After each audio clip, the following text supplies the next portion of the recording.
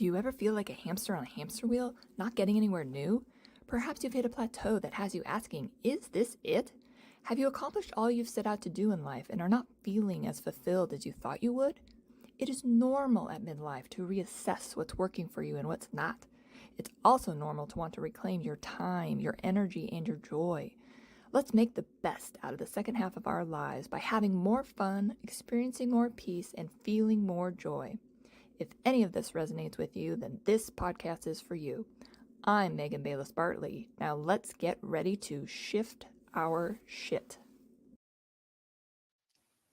Hello, everybody, and welcome back to the SOS podcast. I'm Megan Bayless Bartley, and joined this season, Elizabeth McCormack. Hello, Elizabeth. Hi, how you doing? I'm good. We were just kind of catching up before we went live about our Thanksgiving holiday because it's currently the Monday after Thanksgiving. And so it's good that we're talking about boundaries today. So let's just jump right in. We're gonna be looking this episode, part 1 and part 2, at unhealthy boundaries, because sometimes we get like real focused on what healthy boundaries look like. So today, this first part, we're going to talk about unhealthy boundaries. What do they look like? Elizabeth, what do they look like? So I would say that when our boundaries are questionable, we won't necessarily know. I think it takes us a little bit of exploration in why am I feeling overwhelmed by someone? Why am I feeling, I think, resentful?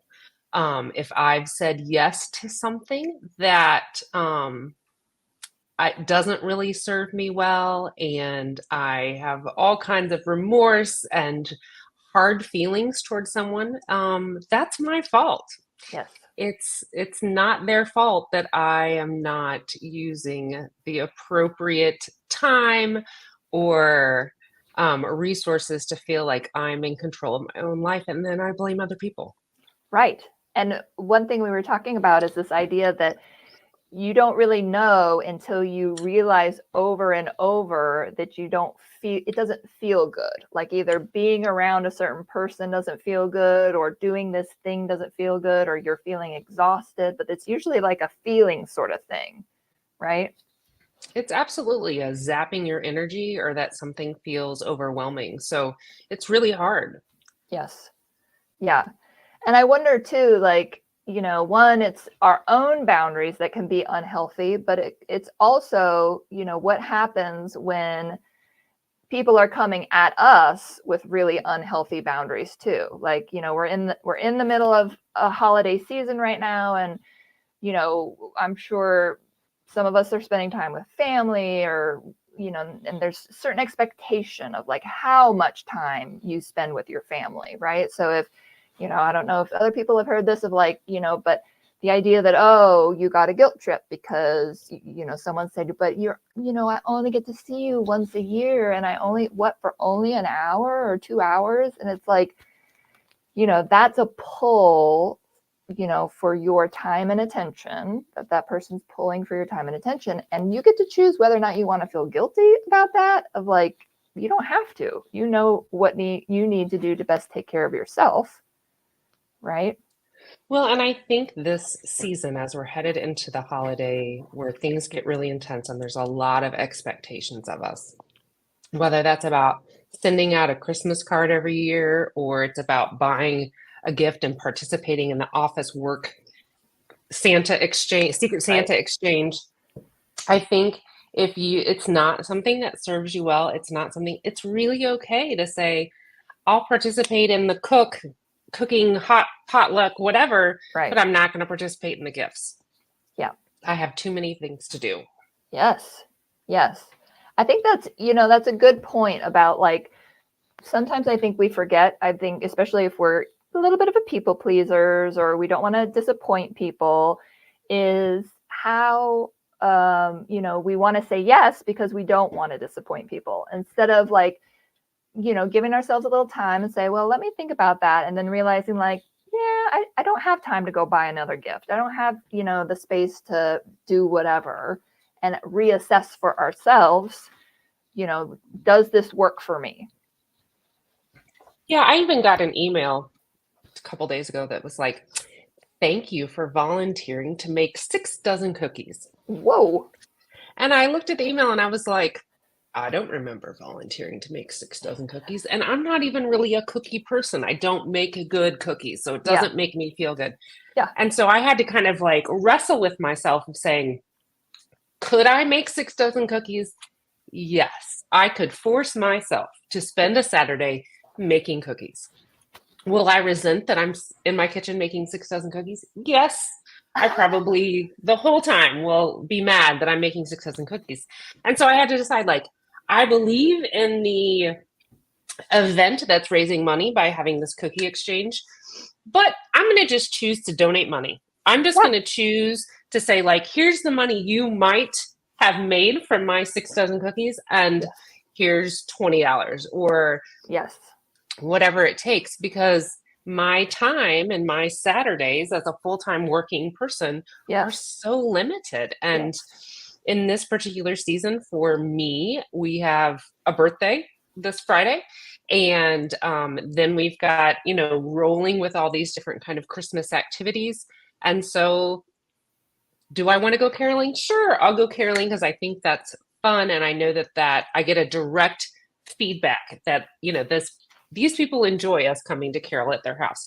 Yes. But um, but a day in the kitchen with the cookies is not something I'm going to enjoy, and I'm going to be mad at myself if I do say yes. If I Yeah.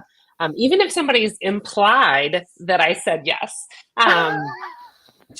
that still can be a hard no for me. That this is Yes. not something I do. This is not something I enjoy, and it can be a really significant wrestling with myself to say like, I would enjoy time with my kids, but would my kids enjoy making 6 dozen cookies with me? And is that a family memory or a tradition that we need to continue? No, probably not. We probably need to examine all the things that we think of as traditions, Mhm. and we need to kind of figure out what are the things that are really serving the memories and the things that I want to have happen in this season versus the things that my family doesn't enjoy, and I'm just dragging them to and dressing them up and making Yes. everybody a little bit uncomfortable Yes. because someone says this is how this is supposed to be.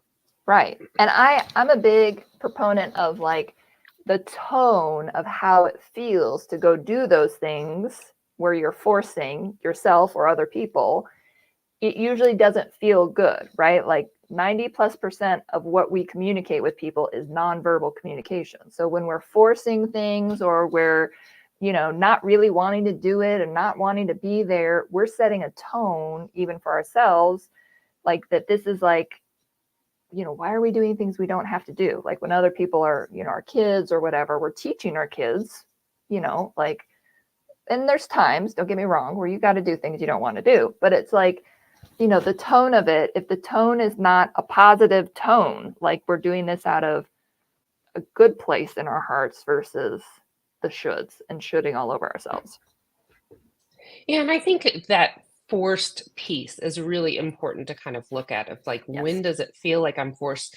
Because if I am in an event, or if I'm in space that I don't want to be, I'm not giving good energy to that space. And it's like, would it be more helpful for all these other people for me to just not be here because it's so apparent that I don't want to be here? Yes. Maybe I'm giving you a gift by saying no Yes. because I don't actually want to be here. And it can feel really uncomfortable to be at a holiday party or to be at some of these kinds of events and be like, oh, you are zapping all the energy from the room because we can all tell you don't want to be here. And that then affects all of us in the room of like, oh, should I not want to be here? Because you're really expressing that you don't want to be here, and that can be Right. hard.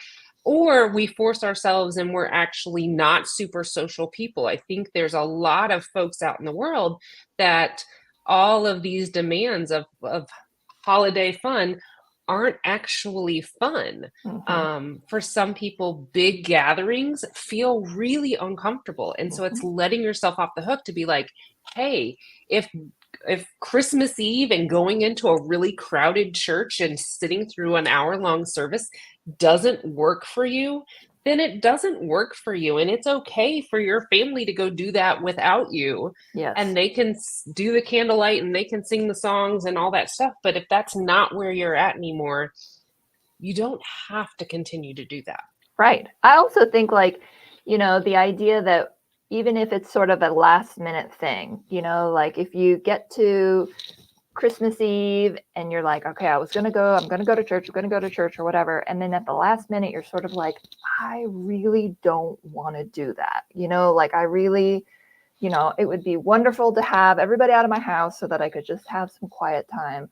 I think it's okay, one, to change your mind, right? And it's okay, even if it is at the last minute, or, where you can say, I don't feel well. Maybe it's not that you have a headache or a stomach ache or whatever, but you just need some space to feel better. And so being able to ask for that and just say, I think I just need to stay home and lay down or whatever, like, I think that's okay.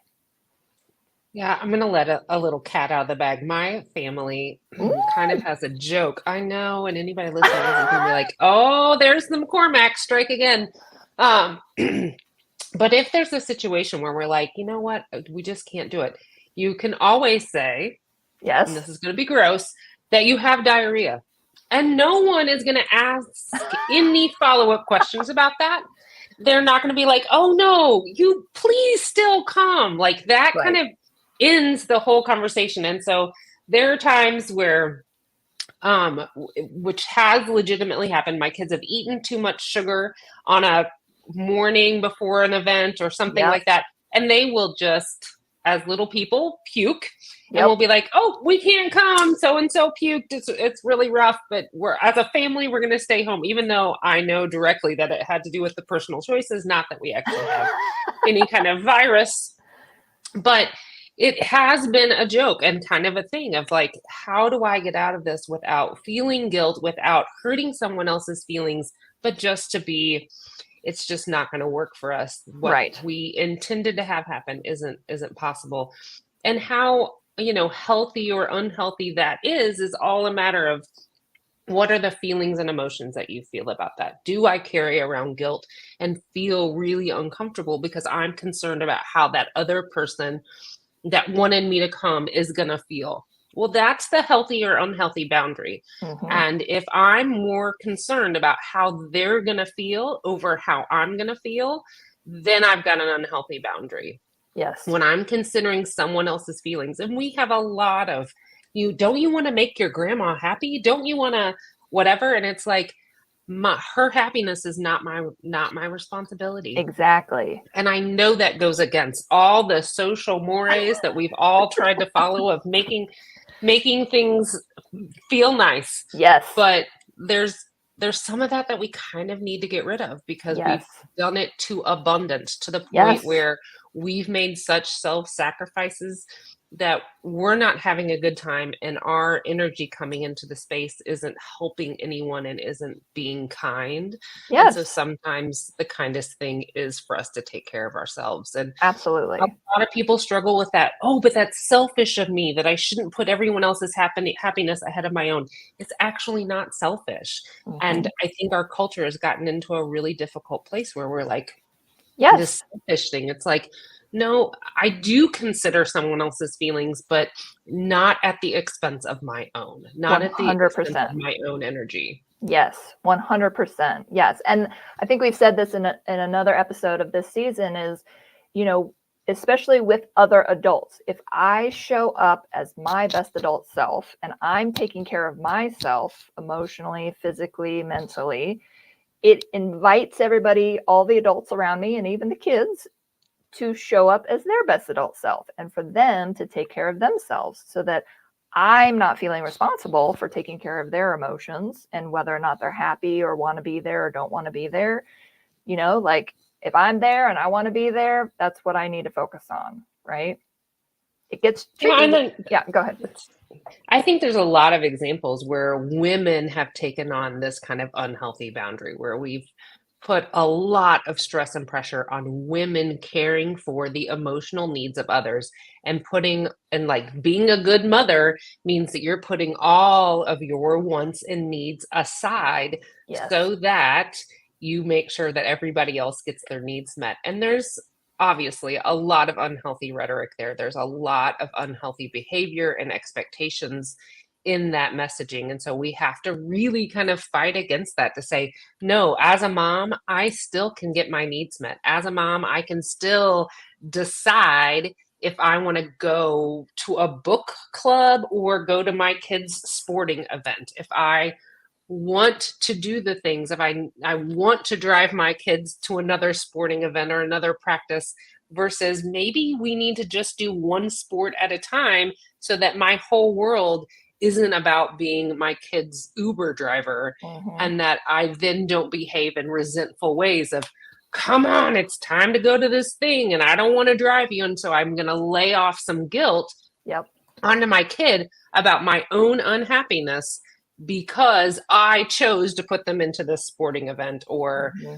whatever other commitment I've committed them to. And so Absolutely. I think a lot of times those boundaries get really violated when we start to blame or have behavior, even if we're not verbally saying it, but our body language is saying a whole lot about the choices we make as parents Yes. to make sacrifices for our kids. Yes. And I think the message a lot of times is unfortunate for the kids. It's like, don't Right. blame me. You're the one that signed me up for piano lessons, even though I hate it. Right. And I wish too that parents would own, when they are feeling their feelings, if parents would own, like, I know you're probably feeling that I'm a little frustrated right now. I am. I've had a long day. I'm tired. I'm hungry. I've got to go to the bathroom. And I'm driving you to this thing, like how we as adults, because part of this is how we show up with our kids is teaching them, for us, what a woman is, what a mom is, what a wife is, just like, they're, the men in their lives would teach them what a man is, or a, husband, or whatever, partner. And so I think, this is where we also have to reteach the next generation, or teach it differently, of like, I get that you really want to go to this thing. I can drive you at this time, but I can't drive you at the time that you asked, because I've got some other things to do. So just owning that, instead of just sacrificing or being the martyr who, like, oh, okay, I'll die on the sword of doing all the things. And I think it puts the kid in a bad spot. I think it puts the parent in a bad spot when the parent's just not taking responsibility for the choices they've made. It's like you're the one actively choosing, even though if we pretend that we're not the one making choices, all these things are happening to us. It's like, no, not making a choice to say, we just can't drive you to another activity at this time. Maybe in 6 months we can revisit it.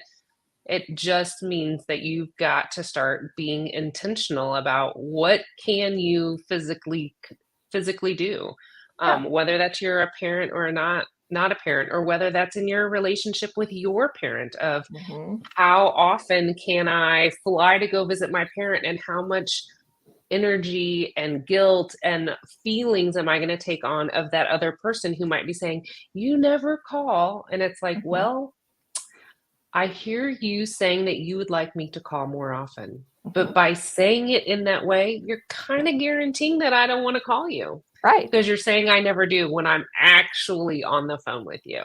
And I And know that's tricky. yes, and the phone works both ways. It absolutely That does. person can call you too.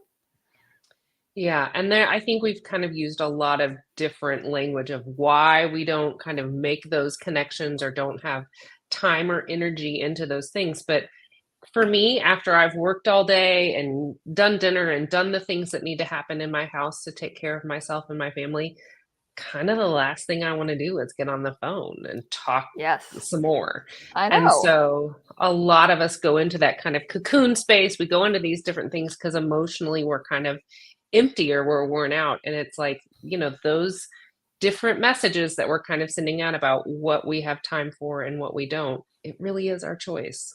Absolutely. And you can always change your mind. So, with that said, we're going to wrap up this part and we're going to move into what do we do with unhealthy boundaries, which we've kind of talked a little bit about in this one, but we'll keep exploring in our next part.